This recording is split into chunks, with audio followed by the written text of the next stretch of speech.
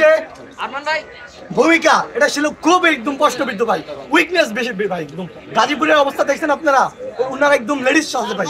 ওরা এখনো ওই প্রশাসনের মধ্যে ফেসিস্টদের দালাল আছে, এখন ওরা লুকে আছে। ওরা আমাদের আন্দোলনকে মব জাস্টিস বলে ট্যাগ দিচ্ছে ভাই। আপনাদের কাছে একটাই রিকোয়েস্ট, আপনারা আমাদের আন্দোলনকে যারা প্রশ্নবিদ্ধ করছে তাদেরকে শুধু মিডিয়ার সামনে তুলে ধরবেন। যারা এদেশের হয়ে, এদেশের মানুষ হয়ে এদেশের বিরুদ্ধে দেশদ্রোহিতা করছে, রাষ্ট্রদ্রোহিতা করছে, সেটা ব্যাপারে করবেন। ঠিক আছে ভাই। একজন মুমূর্ষু রোগীর জন্য রক্তের ভাই প্লিজ একজন আসেন, প্রয়োজনীয় রক্তের ভাই আপনারা একজন আসেন। AB পজিটিভ, ঠিক আছে, AB পজিটিভ। আপনার রক্তের গ্রুপ যদি AB পজিটিভ হয়ে থাকে এবং ভাই আমাদের বাড়ি ডাউন পাই না ভাই, বুঝছেন? ডাউন পাই মানে ব্যাড। আমরা কাউকে ভয় পাই না ভাই, আমরা পুলিশ টুলিশ এসব ভয় পাই না। যারা মব জাস্টিস করবে সবার এক শাস্তি হবে। ঠিক আছে ভাই, আপনার পরিচয়? আমি রমজান উদ্দিন রানা, পড়াশোনা করছি সোনারগাঁও ইউনিভার্সিটিতে, বিবিএ ডিপার্টমেন্ট, মেজর মার্কেটিং। দেশের বাড়ি হচ্ছে ব্রাহ্মণবাড়িয়া। আন্দোলনের প্রথম থেকে ছিলাম, শেষও আছি, এখনো থাকবো ইনশাল্লাহ। আমার দেশকে নিয়ে যারা ষড়যন্ত্র করবে তাদের বিরুদ্ধে সবসময় আমরা সোচ্চার।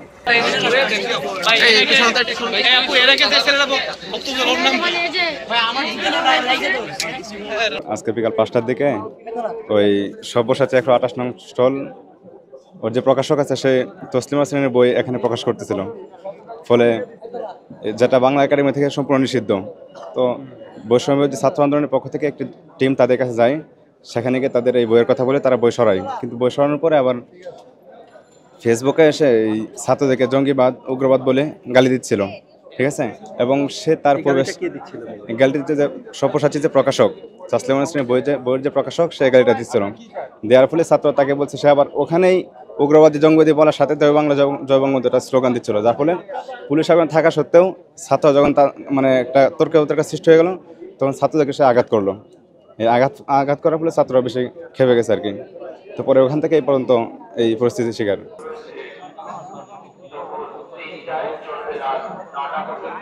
যখন আসছি তখন থেকে 128 নম্বর স্কুলের সামনে মাদ্রাসার ছাত্র সহ অনেক লোক একসাথে জড়ো হয়ে আছে। পরে আমি এখানে গেলাম, দেখলাম যে পুরো ঘটনা আমি যতটুকু জানতে পারছি যে ওখানে যে স্টল কি বলে যে লোকটা ছিল, ওনার কাছে প্রথমে জিজ্ঞাসা করা হয়েছে যে ভাই আপনারা এখানে তাসলিমা নাসরিন বই কেন বিক্রি করতেছেন? ওনার বই যেহেতু ব্যান করা হয়েছে, এরপর আপনি কেন বিক্রি করতেছেন ওনার বই? তো এই কথা বলার পর উনি নাকি খেপে গেছে পুরা, এবং আমাদের এবং আইসা স্লোগান দেওয়া শুরু করছে যে জয় বাংলা এবং উগ্রবাদী নিপাত যাক, জয় বাংলা জয় হোক, জয় হোক, যে একটা স্লোগান দিছে। তো এরপর স্লোগান দেওয়ার পর উল্টা আমরা যখন এর প্রতি কোনো প্রতিক্রিয়া জানাতে গেছে, তখন আমাদের উপর উল্টা আবার আঘাত করছে। তিনি প্রথমে আমাদের উপর আঘাত করছে, আঘাত এনে এরপর সাথে পুলিশের সামনেও আমাদের গায়ে হাত তোলার চেষ্টা করছে। এরপর থেকে আমাদের যারা ছিল ওইখানে সবাই ক্ষিপ্ত হয়েছে, সবাই ওর প্রতি জানিয়েছে। এরপর ওনার পুলিশের কাস্টাডি তুলে দেওয়া হয়েছে। পুলিশ এই জন্য ফয়সলা করতেছে কি করা হবে এই আর কি। আমরা কিন্তু পুরো স্টলটা অক্ষত রাখছি, একটা বইয়ের আমরা টাচ করি নাই, তার গায়ে কোনো টাচ করা হয় না, বরঞ্চ সে আমাদের গায়ে টাচ করছে। তো আমরা স্টল কীভাবে ভাঙলাম কীভাবে ভাঙলাম, এর প্রমাণ কি আসলে বললেই তো হয় না। আমাদেরকে বলছে যে জয় বাংলা জিন্দাবাদ, উগ্রবাদ নিপাত যাক, এই স্লোগান দিয়া সে আমাদের গায়ে হাতও তুলছে, মানে আমাদেরকে মূলত উস্কে দিচ্ছে। তারপরেও কিন্তু আমরা তার গায়ে হাত তুলি নাই, কারণ তার গায়ে যদি আমরা হাত তুলতাম সে তো অক্ষত থাকতো না, সে বেঁচে থাকতো না। সকলের কাছে সে এখানে হাত ধরে সে ক্ষমা চেয়েছে এবং সে বলছে এটা আমার ভুল হয়েছে, আমাকে সবাই ক্ষমা করে দেন, এটা সে ওখানে বলছে। ক্ষমা চাওয়ার পরেও পরিস্থিতি এরকম উত্তপ্ত কেন হয়? ক্ষমা চাওয়ার পরে পরিস্থিতি কোনো উত্তপ্ত হয় না। ক্ষমা চাওয়ার পরে আমরা পুলিশের সাহায্যে, আইন শৃঙ্খলা রক্ষাকারীর মাধ্যমে আমরা তাকে ওইখান থেকে এখানে নিয়ে আসছি আমরা, এবং এইখানে আনার পরে তার উপরে মামলা হয়েছে এবং এখন আমরা তাকে পুলিশের কাছে হ্যান্ড ওভার করছি। এখন প্রশাসন তাদেরকে থানায় নিয়ে যাবে। মেলার ভিতরে 128 নম্বর স্টল, নাম হচ্ছে সব্যসাচী। এই স্টলে গতকাল রাত্রে থেকেই ফেসবুকে বিভিন্ন প্রচারণা ছিল যে এখানে তসলিমা নাসরিন যে বিতর্কিত লেখিকা, তো ওনার বই হচ্ছে এখানে বিক্রি হচ্ছে। তো এরকম অবস্থার প্রেক্ষিতে আমরা সকাল থেকে আমাদের এজেন্সি যারা আছে, গোয়েন্দা এজেন্সি, তারাও জানিয়েছে। এরপরে আমরা এটা কাজ শুরু করছিলাম, তাকে স্টলটা বন্ধ করতে বলি। কিন্তু মাঝখানে মনে হয় যে এর সাথে যারা ওই যে কিছু কওমি মাদ্রাসার স্টুডেন্ট, তারা মনে হয় বিষয়টা জানি, ওরা আবার আজকে আসার পরে তাদের সাথে কিছু বাকবিতণ্ডা হয়েছে। ওই সময় স্টলটা বন্ধও ছিল। তো আমরা চাইছিলাম যে স্টলটা বন্ধ করে, এটা হচ্ছে বাংলা একাডেমি কর্তৃপক্ষ যারা আছে তারা তাকে এখান থেকে সরাই দিবে, স্টলটা বন্ধ থাকবে। তো যাই হোক, এটা মাঝখানে ওদের সাথে কথা কাটাকাটি বা ওইখানে জয় বাংলা স্লোগান নিয়ে কি একটা ঝামেলা টামেলা হয়েছে।